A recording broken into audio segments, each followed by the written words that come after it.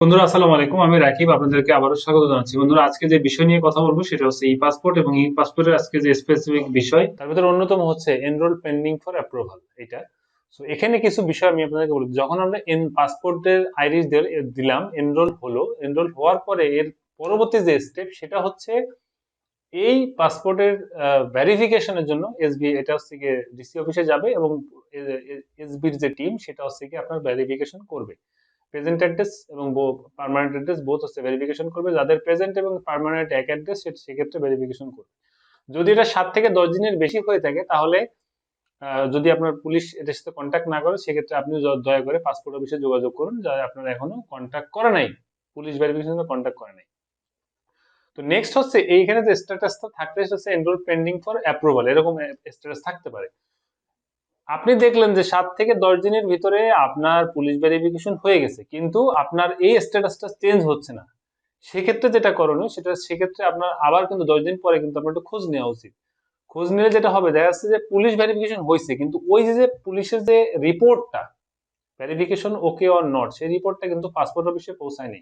অথবা পাসপোর্ট অফিসে পৌঁছানোর পরে সেটা পাসপোর্ট অফিসের এডি স্যার কিংবা ডিডি স্যার এটা কিন্তু একটা অ্যাপ্রুভ হয়, চেক করে ওনাদের ঠিক আছে কিনা, সেই অ্যাপ্রুভটা কিন্তু হয় নাই। সেক্ষেত্রে একটু খোঁজ নিতে হবে অনেক সময়, যেহেতু পাসপোর্টটা জরুরি।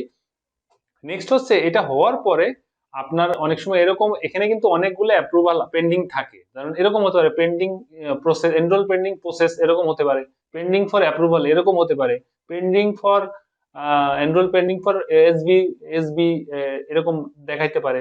অথবা এরকমও হতে পারে যে পেন্ডিং ফর ভ্যাকেন্ট ভেরিফিকেশন, এরকমও কিন্তু আসতে পারে। যদি দেখেন যে এই পুলিশ ভেরিফিকেশন পাঠাইছেন, পাঠানোর পরে এই 4টার লাস্টেরটা আসছে যে পেন্ডিং ফর ভ্যাকেন্ট ভেরিফিকেশন, এরকমও আসতে পারে। যদি এইটা দেখায় আপনার এসএমএস চেক করে, তাহলে আপনি যেটা চেক মানে করবেন সেটা অবশ্যই আপনার কোনো না কোনো ডকুমেন্ট মিসিং, যার কারণে কিন্তু ব্যাকএন্ডে ফেলে রাখছে। এটা আপনাকে সরাসরি গিয়ে কথা না বললে এবং চেক ব্যাক না করলে কিন্তু এটা কিন্তু আজীবন এভাবে পড়ে থাকবে। সো ব্যাকএন্ড ভেরিফিকেশন যদি হয়, আর যদি আপনার পুলিশ ভেরিফিকেশন মোটামুটি সবকিছু কমপ্লিট, তারা শুধু ওয়েটিং আছে, একটু সময় নিচ্ছে, তারপরে সিডি বা রেজিস্টার চেক করে সাইন করে দিলে এটা শেষ হয়ে যাবে। সো বন্ধুরা আশা করি টোটাল বিষয়টা আপনাকে আমি বুঝাতে সক্ষম হয়েছি। তো যদি এই বিষয়ে যদি আপনার কোনো মন্তব্য থাকে বা কোনো কিছু জিজ্ঞাসা থাকে অবশ্যই কমেন্ট করে জানাবেন। এবং পাসপোর্ট, নট অনলি পাসপোর্ট, এই চ্যানেলে মোটামুটি আপনার প্রায় 197টা প্লাস ভিডিও আছে। প্রত্যেকটা ভিডিওই কোনো না কোনো সলিউশনের। সো ভিতরে ঢুকে একটু চেক করে আসবেন। এবং আরো অনেক ভিডিও আপকামিং আসছে। সো চ্যানেলটা সাবস্ক্রাইব করতে ভুলবেন না। আমি আপনার এবং আপনার ফ্যামিলি সুস্থ কামনা করছি। Thank you. দেখা হবে আর নতুন কোনো সলিউশনস নিয়ে।